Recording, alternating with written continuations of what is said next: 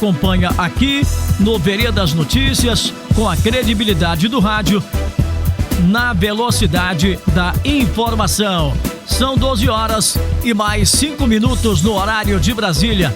As notícias você confere dentro de 1 minuto, aqui no Veredas Notícias, com a prestação de serviço e a informação que você precisa saber está aqui dentro do Veredas Notícias.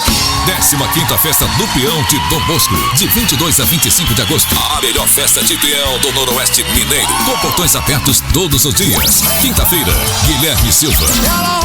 Sexta-feira, Barões da Pisadinha. Sábado, Rio Negro e Solimões. Domingo, som automotivo com DJ Luciano Cruz e Shiraya White. 15ª Festa do Peão de Dom Bosco, de 22 a 25 de agosto. Veredas Notícias, tempo e temperatura. Vamos conferindo as condições do tempo. Unaí com tempo bom, tempo firme nesse início de tarde de quinta-feira. Neste momento, aqui na rua Calixto Martins de Melo, os termômetros marcam 27 graus. A mínima na madrugada tivemos 13 graus, a máxima para hoje 29 graus. Nesse momento, umidade relativa do ar baixa, 38% desse índice aqui na cidade de Unaí. Em Arinos, temperatura também de 27 graus e 4 décimos. A mínima na madrugada na capital do Baru, tivemos 12 graus. A máxima para hoje, 29 graus. Neste momento faz 38% de índice de umidade relativa do ar.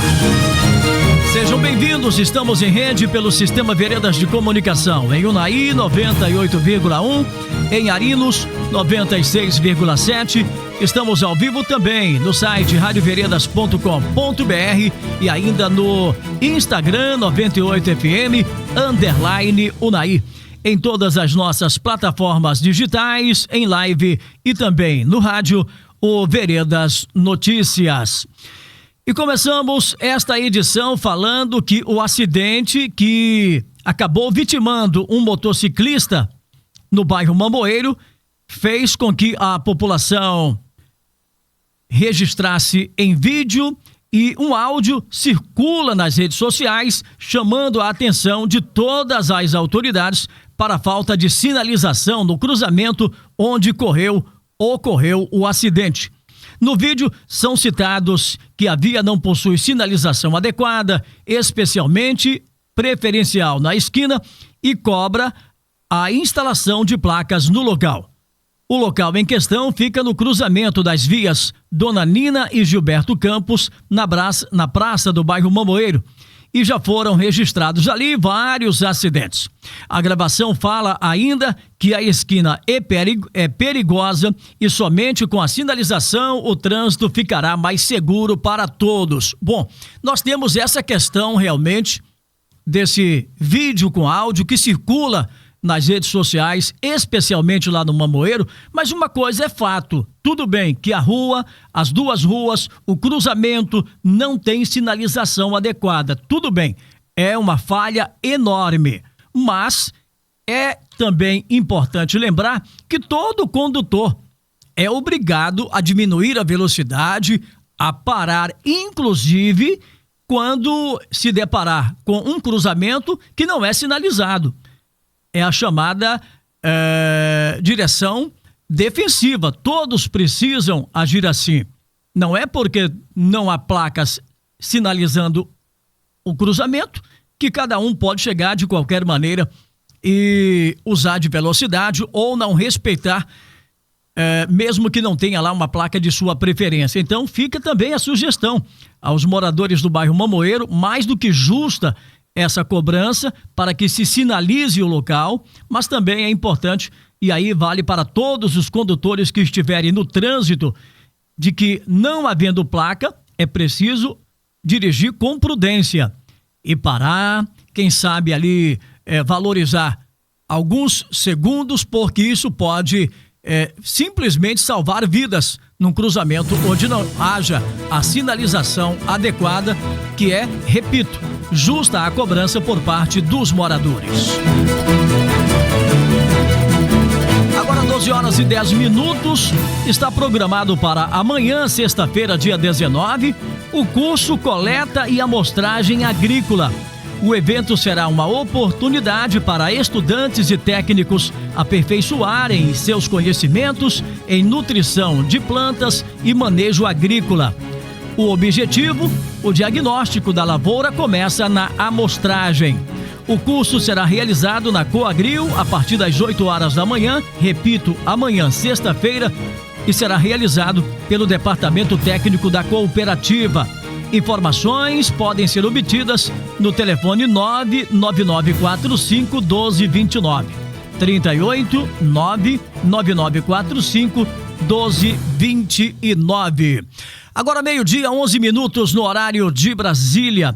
Seguem abertas as inscrições até o dia 9 de agosto para o mutirão de conversão de união estável em casamento que a Defensoria Pública Mineira e o Tribunal de Justiça de Minas Gerais estão promovendo aqui no município de Unai, na nossa querida região noroeste do estado de Minas Gerais. Vamos saber mais desta ação ouvindo o doutor Carlos Eduardo, que é defensor público aqui em Unai. Se você tem alguma dúvida sobre esta ação que vai acontecer aqui no município de Unai, mande a sua pergunta agora aqui no nosso WhatsApp 99909-2480.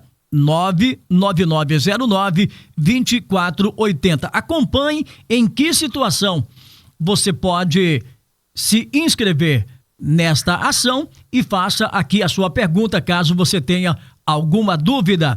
Dr. Carlos Eduardo, da Defensoria Pública de Minas Gerais em Unai, boa tarde, seja bem-vindo. Muito boa tarde, Franklin, boa tarde a todos os ouvintes da Rádio Veredas FM. É um prazer falar com todos vocês aqui. Mais uma vez, a Defensoria Pública já agradece pelo espaço disponibilizado. Doutor, as inscrições vão até o dia 9, mas elas estão abertas já há algum tempo. Exatamente, Franklin. Nós começamos aí com as inscrições do mutirão da conversão de união estável em casamento no mês... desde o final do mês de junho, ali por volta do dia 24, salvo engano, e prosseguimos com as inscrições agora até o dia 9 de agosto, como você bem destacou aí. Bom, então atenção, você que está em alguma dessas situações, pode participar, pode se inscrever e ao mesmo tempo ser contemplado por esta ação. As pessoas interessadas, doutor Carlos, elas devem fazer o que neste momento? Perfeito, Franklin, vamos lá.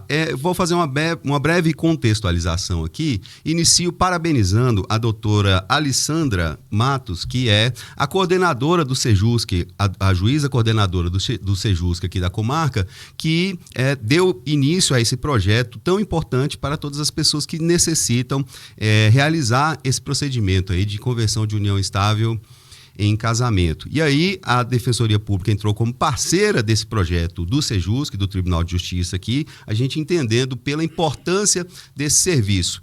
Qual que é o público destinado a esse serviço oferecido, Frank? São aquelas pessoas que já convivem em união estável há mais de um ano. A gente destaca que não é, por exemplo, um namoro que está querendo casar. Qual que é a importância disso, Frank? Por que essa iniciativa? Muitas vezes o casal convive em união estável, mas não tem, por exemplo, qualquer registro anterior. Enquanto está tudo bem, mas eventualmente a pessoa, no momento de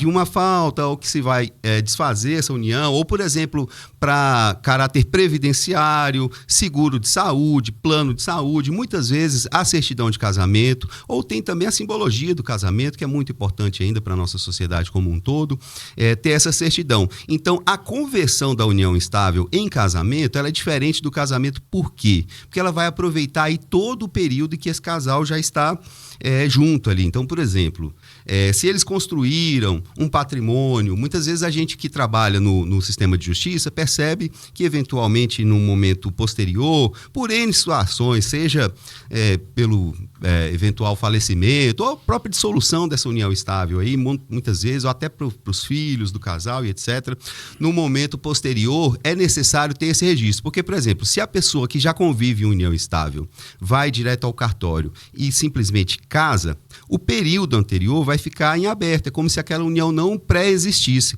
Então, essa conversão da união estável, ela garante que essa convivência também vai estar amparada aí juridicamente para todos os efeitos. Doutor, essa questão da união estável, antigamente, muito tempo atrás, pessoas viviam juntos, formavam ali um casal e viviam juntos, não tinha essa questão, né? Embora já fosse definido que se tratava de uma união estável, mas isso não tinha lá muita importância. Agora, o casamento, quando se eleva a condição de união estável a casamento, aí a configuração muda, quer dizer, esses benefícios passam a acompanhar os dois. Franklin, na verdade, do ponto de vista jurídico e da jurisprudência dos tribunais, o casamento e a união estável deveriam ter a mesma proteção jurídica, tanto, por exemplo, do ponto de vista patrimonial, sucessório, né, no caso de uma eventual falta da pessoa, e tem essa situação estabelecida. Contudo, Franklin, dado o caráter informal da união estável, muitas vezes, quando há necessidade, por exemplo, de comprovar a existência dessa união estável, há uma dificuldade muito grande por parte dos casais. Aí vai ter que juntar uma documentação, provar junto a uma instituição privada ou aos próprios órgãos públicos, né? E aí vai ter que fazer todo um procedimento muito mais dificultoso para garantir aquele direito ou regularizar uma determinada situação. Até um financiamento bancário, enfim, são N situações aí em que a certificação, né, a certidão do casamento aí estabelecido de forma conforme a lei, o registro cartorário e etc., vai possibilitar esse casal resolver a vida de uma forma mais fácil, vamos dizer assim. Doutor, seria o casamento civil, é isso? Perfeito, Franklin. A única diferenciação que a gente está fazendo é que, eu reitero, o caráter de que a gente está fazendo uma conversão desse casamento. Uma conversão. Porque ele já existe. Exatamente. Esse relacionamento aí não é um mero namoro. Ele já tem um caráter de família. Muitas vezes, por exemplo, já tem filho, essas pessoas dividem a mesma moradia, dividem as contas e os recebimentos, o mesmo prato, o mesmo almoço, né, Frank? De domingo ali com a família. Então, assim, já é uma unidade familiar, vamos dizer assim. E aí, o que nós estamos oferecendo é essa conversão para aproveitar esse período, e a gente sabe também, Franklin, assim, da nossa sociedade, né, da nossa comunidade aqui de Unai, por exemplo, que a importância simbólica que tem esse casamento. Então, muitas vezes é um ato que vai... Porque o que acontece? Nós não vamos nos limitar, no caso, Franklin, a emitir essa certidão.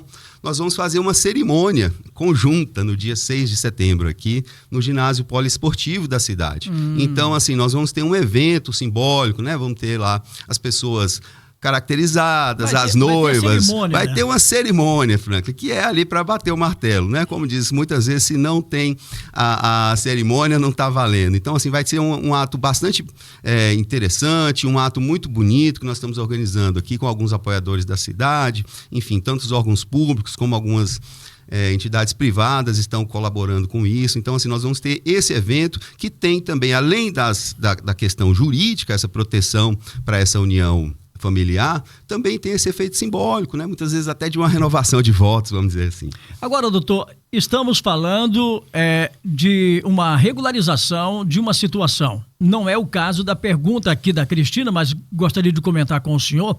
Ela pergunta assim: queria saber se não tem esse mutirão para desfazer a união estável. Pois a minha terei que ir ao juiz, pois tenho um filho e não tenho condições de arrumar um advogado. Olha, Frank... Não é esse o momento. Frank, não é esse o momento. Mas a defensoria trabalha nesse sentido? Vamos lá, eu vou explicar agora essa situação. O que acontece? Infelizmente, neste momento, a Defensoria Pública aqui de Unai ainda não está atuando de forma permanente na área de família. Estamos aí na iminência de posse de novos colegas que virão a ser lotados aqui, provavelmente aí no final do ano, no começo do próximo ano. Já há essa promessa, esse compromisso, na verdade, da Defensora Pública Geral de prover essas vagas aqui, pelo menos com mais 2 colegas, e aí nós poderemos atuar também nessa área. Mas dando uma resposta para nosso ouvinte, no caso dela, ela pode procurar diretamente o fórum da cidade aqui, que fica ali próximo à rodoviária, e lá ela vai receber a devida orientação, porque nesse caso a Defensoria Pública não atuando e havendo a necessidade, se for o caso, porque, por exemplo, se tiver a anuência do ex-companheiro dela para a dissolução dessa união, não há maiores transtornos. Até no procedimento cartorário é possível resolver isso, sem necessidade de ajuizamento. Mas caso tenha ali uma contenda, a necessidade de formalização perante o Poder Judiciário, ela deve procurar o fórum, que aí eles vão solicitar a documentação para ela poder ter um advogado que será um advogado dativo, que a gente fala. Vai ser um advogado particular que vai ser nomeado ali pelo Estado para poder prestar essa assistência para ela. Doutor Carlos, no caso da conversão da união estável em casamento, há algum custo para os casais, não? Franklin, nós estamos aqui com uma iniciativa, até pela participação da Defensoria Pública e pelo público que nós estamos atingindo, eles são beneficiários do que a gente chama de assistência jurídica gratuita. Então, inclusive, as custas cartorárias, elas estão sendo dispensadas neste momento. Então, resumidamente, esse procedimento vai ser totalmente realizado sem custos para a população, desde que, Franklin, é importante destacar, sejam atendidos os requisitos. Aí já inicio referindo aqui qual que é um deles, que é que as pessoas têm uma condição de hipossuficiência, que no caso é um caráter objetivo, que é fixado, que é uma renda familiar de até 3 salários mínimos. Doutor, tem a pergunta aqui da nossa ouvinte, a Cileia. Ela pergunta, sou casada no religioso, posso fazer a minha inscrição? Com certeza, Frank. Uma vez não tendo ainda sido formalizada perante o sistema de registro civil, né, não havendo esse casamento formalizado no âmbito civil, também é perfeitamente... ela também é público desse movimento aqui, porque, embora tenha também a importância do casamento religioso, do ponto de vista jurídico, esse casamento que ela realizou aí perante a instituição religiosa dela, muitas vezes não vai ser suficiente para aquilo que eu disse aqui, a título de comprovação em uma eventual situação de necessidade. O Valdemar pergunta, quando o casal é divorciado, pode casar na união estável, vivendo... não entendi bem.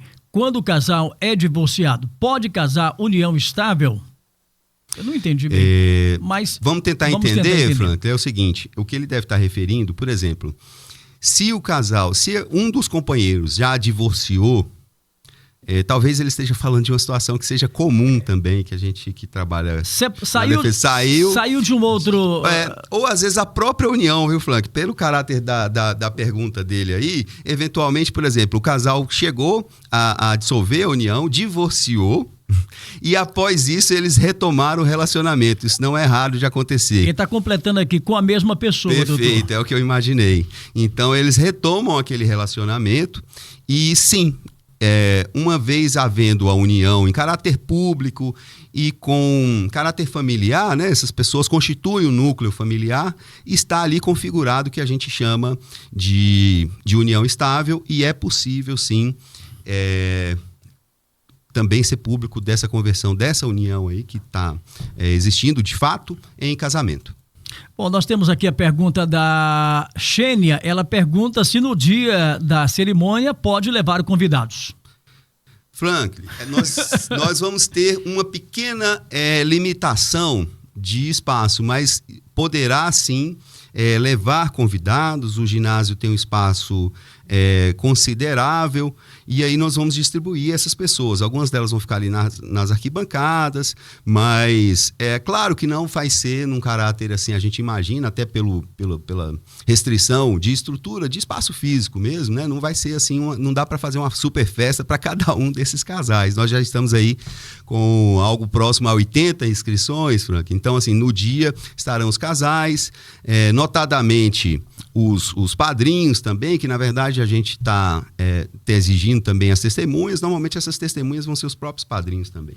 Agora, doutor, quais os documentos que estão sendo exigidos para esta inscrição? Tá certo. Agora eu vou até recorrer a uma colinha aqui, Frank, porque é uma relação até importante. Mas, de todo modo, já coloco aqui à disposição a Defensoria Pública, que fica na Avenida Governador Valadares, número 275, próximo ali à Igreja Matriz. Caso permaneça alguma dúvida, eles poderão comparecer lá de 8 às 17 horas para qualquer esclarecimento. Mas, de todo modo, vamos lá.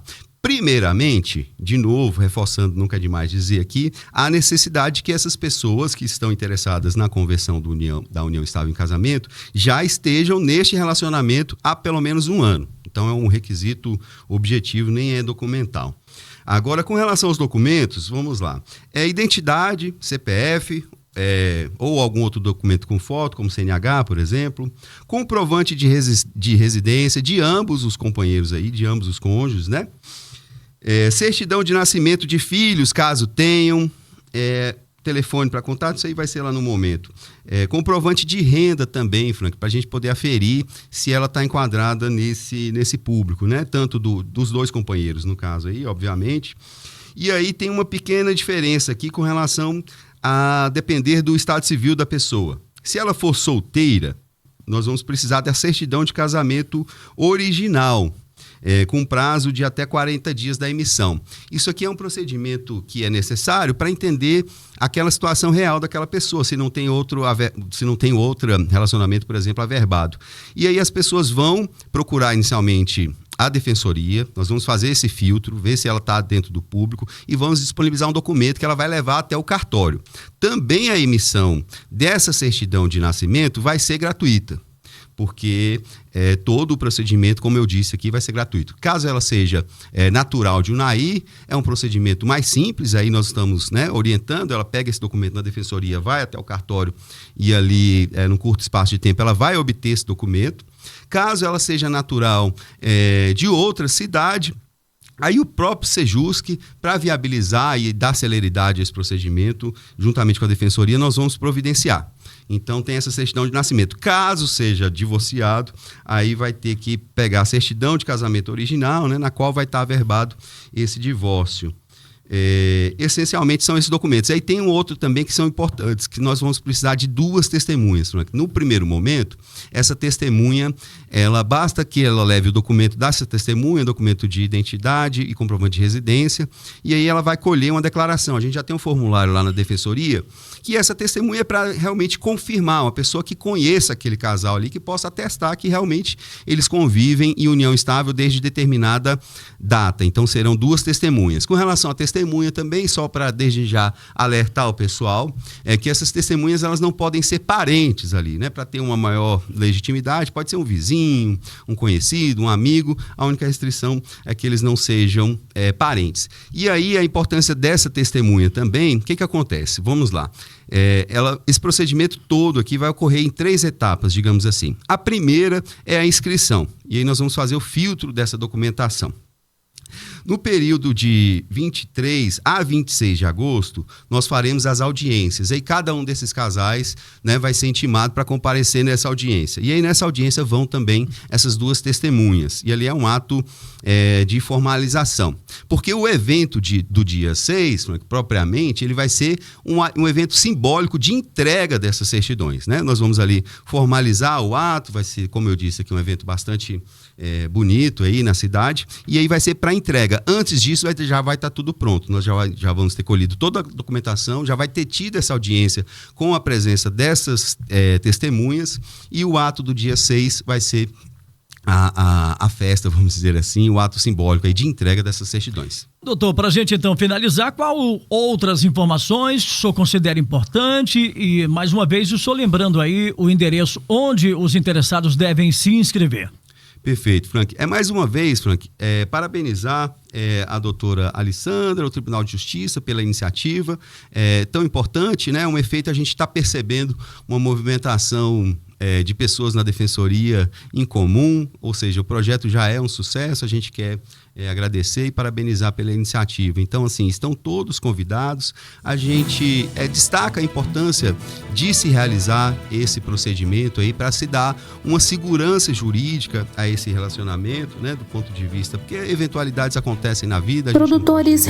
Tem também, como eu já disse aqui, o caráter simbólico, bonito do ato, e nós estamos à disposição, com prazer de recebê-los. Nós estamos, de novo, reiterando aqui, ficamos na Avenida Governador Valadares, na altura ali próximo, no número 275, ficamos próximos à igreja Matriz, né? No sentido ali da ponte. E recebemos as pessoas de 8 às 17 horas. A gente orienta, Frank, porque nós temos rotineiramente um movimento maior pela parte da manhã, então a gente está orientando, sugerindo que as pessoas nos procurem no período vespertino aí na parte da tarde.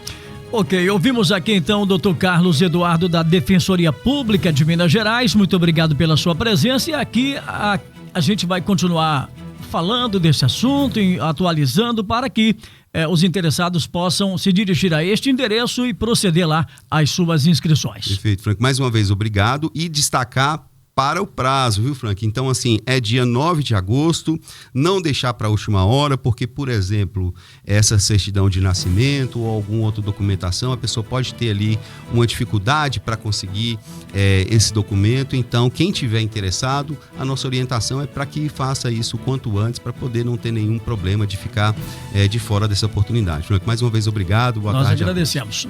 Bom, lembrando que o mutirão oferece então a oportunidade para os casais que já vivem juntos para que possam regularizar a sua união gratuitamente. Agora 12 horas e 31 minutos pelo horário de Brasília.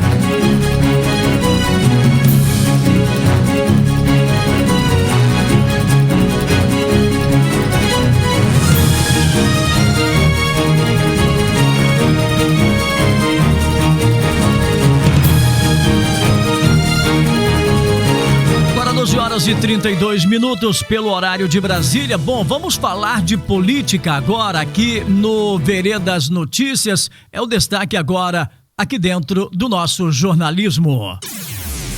No Veredas Notícias, política. Você sabe o que faz um vereador? Então, fique sabendo que os vereadores que fazem parte de um poder legislativo fiscalizam a atuação do executivo, representado pelo prefeito, garantindo o cumprimento das metas e o funcionamento da gestão municipal.